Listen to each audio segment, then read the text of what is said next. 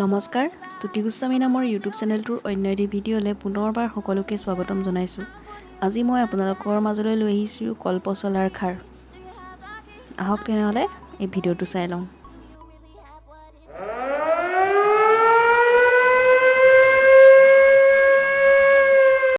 খাৰ বনাবলৈ মই লৈছোঁ দুটুকুৰা ভীমকলৰ পচলা আৰু ইয়াৰে বাহিৰৰ টান অংশখিনি আঁতৰাই ল'লোঁ।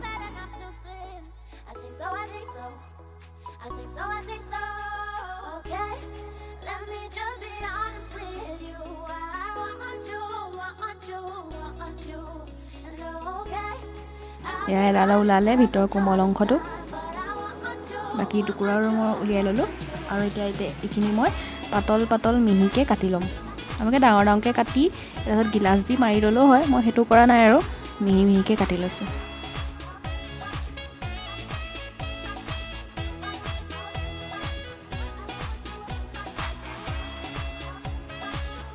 আৰু কাটি থাকোঁতে টান পালে এনেকৈ আকৌ চুচটো গুচাই লৈছোঁ।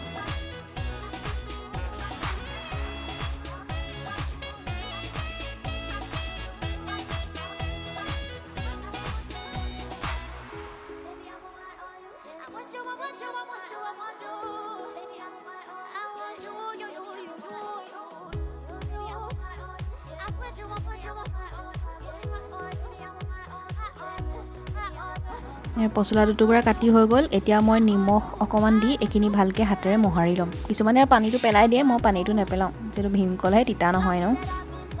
এইখিনি মোৰ হৈ গ'ল। আৰু লগতে লৈছোঁ মই বুটৰ দালি 2 কাপ, আৰু এইখিনি আধা ঘণ্টাৰ আগতে মই পানীত তিয়াই থোৱা আছিলে।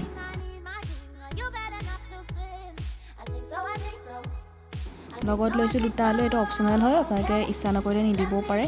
আৰু আছে এটা পিঁয়াজ কাটি লৈছোঁ, আদা নহৰু পেষ্ট লৈছোঁ, অকণমান জালুকৰ গুড়ি লৈছোঁ আৰু 2টা শুকান জলকীয়া লৈছোঁ।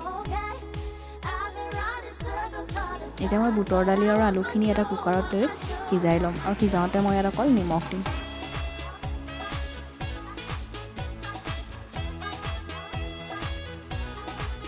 এইখিনি মই সিজিবলৈ দিলোঁ। আনহাতে এতিয়া এটা কেৰাহীত মই তেল লৈ ল'লোঁ, তাতে কাটি থোৱা পিঁয়াজখিনি দি দিলোঁ। পিঁয়াজখিনি অকণমান ভাজি হোৱাত তাতে মই জলকীয়া 2টা দিম। তাৰ পাছত মই দিম ইয়াতে খুন্দি লোৱা নহৰুখিনি।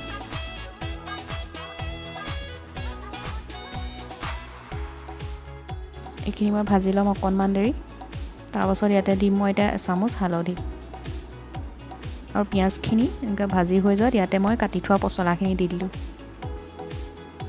নিমখটো আপোনালোকে আন্দাজমতে চাই দিব, যিহেতু মই পচলাখিনি সানোতে তাত অকণমান নিমখ দিছিলোঁ, আৰু ইফালে বুটৰ দালি সিজাওঁতেও মই নিমখ দি থৈছোঁ। আৰু এই পচলাখিনি মই এতিয়া 20 মিনিট সময় গেছৰ ফ্লেমটো ল'ত ৰাখি ভাজিম।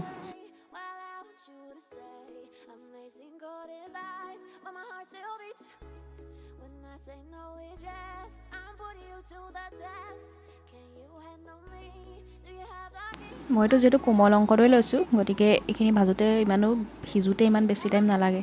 আৰু ইয়াতে মই দিছোঁ এচামুচ জিৰা গুড়ি, আৰু ইয়াত মই দিম এতিয়া 1 চামুচ কলখাৰ। কলখাৰ দিলে বহুতে হালধি নিদিয়ে, মই অৱশ্যে দিলোঁ, হালধি দিলে ৰঙা হৈ যায়। কলখাৰকণ দিলে পচলাখিনি খাবলৈ মিঠা লাগে।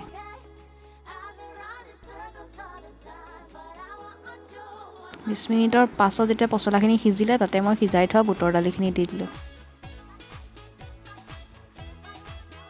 আৰু কিমান ডাঠ কৰিব এইটো আপোনালোকৰ নিজৰ ওপৰত কথা, আৰু সেইমতে নিজৰ আন্দাজমতে ইয়াত পানী দিব। মই ইয়াত আৰু অকণ পানী দি দিলোঁ, যিহেতু এইখিনি উতলিব।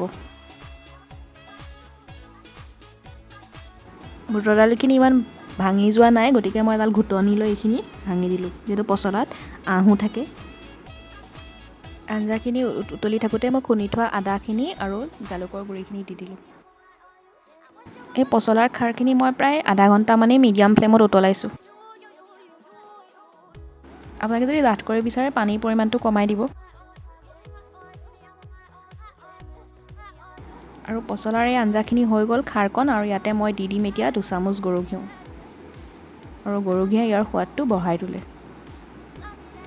আৰু গৰু ঘিউ দিয়াৰ পাছত এইখিনি হৈ গ'ল, আৰু এতিয়া মই ইয়াৰ গেছৰ ফ্লেমটো অফ কৰি দিম। আৰু গৰমে গৰমে এই পচলাৰ খাৰবিধ আপোনালোকে ভাতৰ লগত পৰিৱেশন কৰিব পাৰিব। আশা কৰোঁ ভিডিঅ'টো চাই নিশ্চয় ভাল পালে আৰু ভিডিঅ'টো শেষলৈকে চোৱাৰ কাৰণে সকলোলৈকে থাকিলে মোৰ ফালৰ পৰা অশেষ ধন্যবাদ।